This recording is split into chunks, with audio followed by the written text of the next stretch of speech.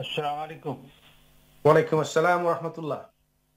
আমার একটা প্রশ্ন ভাই, এটাই জানতে চাইছিলাম আমি, এই যে নামাজের মধ্যে যদি খারাপ হইলাম, ধরেন নামাজের হাত ঠান্ডা আছে, এর মধ্যে যদি এসি আইলো, কেউ হেসি আইলো, তাহলে এটা দিয়ে আলহামদুলিল্লাহ বা ইয়ারহামুকুল্লাহ বলা যাবে না কিছু আচ্ছা বলতে হবে না?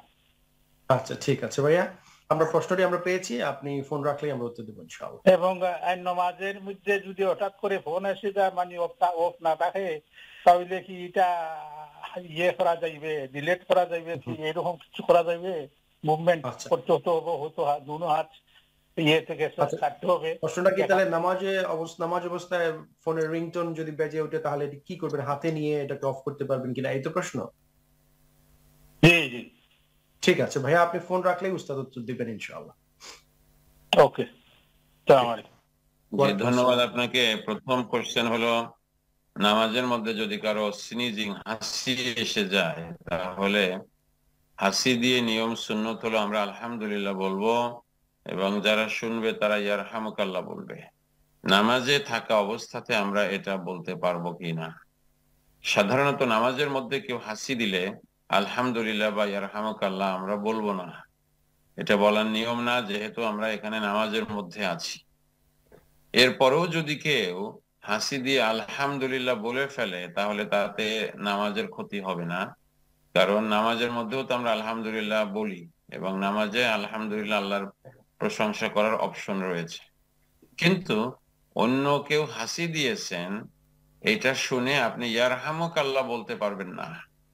যদি এটা আপনি ইয়ারহামুক আল্লাহ বলেন, তাহলে আপনি যখন আল্লাহ রাব্বুল আলামিনের সাথে আছেন, তখন অন্য একজন হিউম্যান বিং এর কোনো একটা বিষয় আপনি আনসার করেছেন। এই জন্য যদি কেউ ইয়ারহামুক আল্লাহ বলে, তাহলে তার নামাজটা ভেঙে যাবে। আমি আবার সামারাইজ করি, হাসি দিলে নামাজের মধ্যে আলহামদুলিল্লাহ এবং ইয়ারহামুক আল্লাহ না বলা, এটাই হলো নিয়ম। যদি কেউ আলহামদুলিল্লাহ বলেও ফেলে, তাতে নামাজের ক্ষতি হবে না, কারণ নামাজের মধ্যে আলহামদুলিল্লাহ বলার অভ্যাস মানে অপশন আছে। কিন্তু ইয়ারহামুকাল্লাহ বলে যদি কেউ আপনি হাসির জবাব দেন, তাহলে আপনার নামাজটা থাকবে না, কারণ আপনি অন্য একজন মানুষের একটা কলে বা নিডে আপনি সেখানে আনসার করেছেন। এজন্য সামারি হলো, নামাজের বাহিরে যখন আমরা হাসি দিই, তখন আমরা আলহামদুলিল্লাহ ইয়ারহামুকাল্লাহ বলবো, নামাজের ভিতরে বলবো না। আর নামাজের ভিতরে যদি কেউ বলতেই চান, তাহলে আলহামদুলিল্লাহ পর্যন্ত বলা যাবে, কিন্তু ইয়ারহামুকাল্লাহ পর্যন্ত যাওয়া যাবে না, কারণ এটা অন্য একজন মানুষের একটা বিষয়। যেহেতু তিনি হাসি দিয়েছেন, তাহলে তাকে রেসপন্স করা হলো। আর নামাজের বিষয়টা হলো শুধু আমরা আল্লাহ রাব্বুল আলামিনকে রেসপন্স করব, অন্য কাউকে করব না। এজন্য নামাজের মধ্যে হাসি দিলে এখানে এই যে দোয়া যেগুলো আছে, এগুলো রিকমেন্ডেড নয়। তারপরেও কেউ বাই মিস্টেক আলহামদুলিল্লাহ বলে ফেললে তার নামাজটা ঠিক আছে, তবে ইয়ারহামুকাল্লাহ পর্যন্ত যাওয়া যাবে না। দ্বিতীয় কোশ্চেন হলো যে ফোন, অনেকে এখন একটা ফোন মানে লাইফের এসেনশিয়াল হয়ে গেছে, ফোন ছাড়া আমরা কেউ চলতে পারি না, এমন একটা সিচুয়েশনের মধ্যে এসে আমরা পড়েছি। এরকম সিচুয়েশনে এখন যদি নামাজের মধ্যে, উচিত হলো যে নামাজের আগে আপনি রিংটোনকে অফ করবেন, না হয় ভাইব্রেশনে দিবেন। অনেক সময় মুরব্বীরা এটা মনে থাকে না, ইয়াংরাও মনে থাকে না।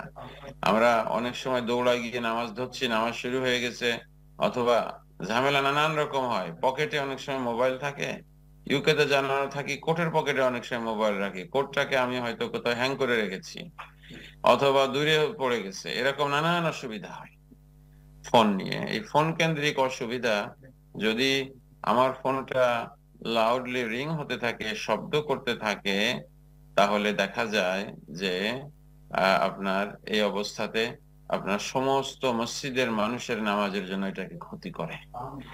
এই জন্য বিশেষ করে যদি আপনি ভুলে যান রিংটোনকে অফ করতে নামাজের আগে, তাহলে নামাজের মধ্যে যদি ফোন বাজা শুরু হয়, তাহলে আপনি এক হাত দিয়ে সম্ভব হলে আপনি আপনার রিংটোনটাকে অফ করে ফেলবেন।